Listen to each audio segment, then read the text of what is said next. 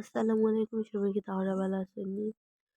আমি আজকে জলপাইয়ের ভর্তার রেসিপি, যেটা ভর্তার আচার হই, ওটা দিলাম সিলেটি ভাষায় মাতিয়া সব বুঝার স্বার্থে। তো এখানে প্রথমে দিলাইছি রাঁধুনির যে সরিষার তেল, ওটা পরিমাণ মতো দিবা, বেশি দিবা না, তেল কম দিবা।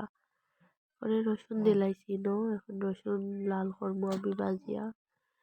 তো রসুন লাল হওয়ার পরে সব জাতর মশলা আমি একসাথে এড করে লাইবো। এখানে হলুদ, লবণ, মরিচ, পাঁপড় আর জিরার গুঁড়া দিছি। যার যার পরিমাণ অনুযায়ী দিবা। পরে সবটা মিক্স করিয়া আর আমি একটু লাল করবো মশলাগুলা। এখন নাড়তে থাক, মনে করো তো নাড়িব। পরে একটু চিনি এড করে লাইব। একটু ভাজা হয়ে গেছে আমার, এখন মিষ্টি এড করবো। টক ঝাল মিষ্টি যারা মিষ্টি পছন্দ করেন তারা চিনি দিবা। এখন সবটুকু নাড়িব। নাড়তে নাড়তে একটু লাল করবো ভাজিয়া। এখন দিলাইব ধনিয়া গুঁড়া, মানে ধনিয়ার বীজ, যেটা ওটা আমি আস্ত ভাজিয়া দিও দি ভাঙতেছি, মানে ও কুটিয়া দিও করছি,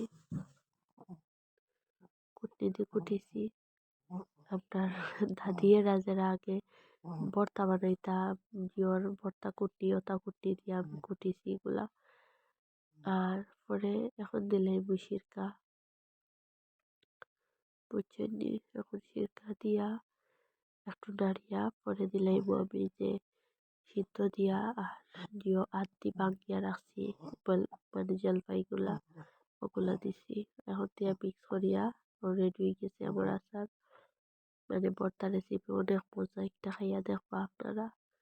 তো এখন একটু কাসুন্দি দিলাইব। কাসুন্দি একটা অপশনাল, দিলেও পারবা না দিলেও পারবা। তো আমার গোড়া আছিল, আমি একটু দিছি। তো রেডি হয়ে গেল ভর্তা। এটা ফ্রিজও রাখিয়া খাইলে ভালো হয়, সবে ফ্রিজও রাখার চেষ্টা করবা।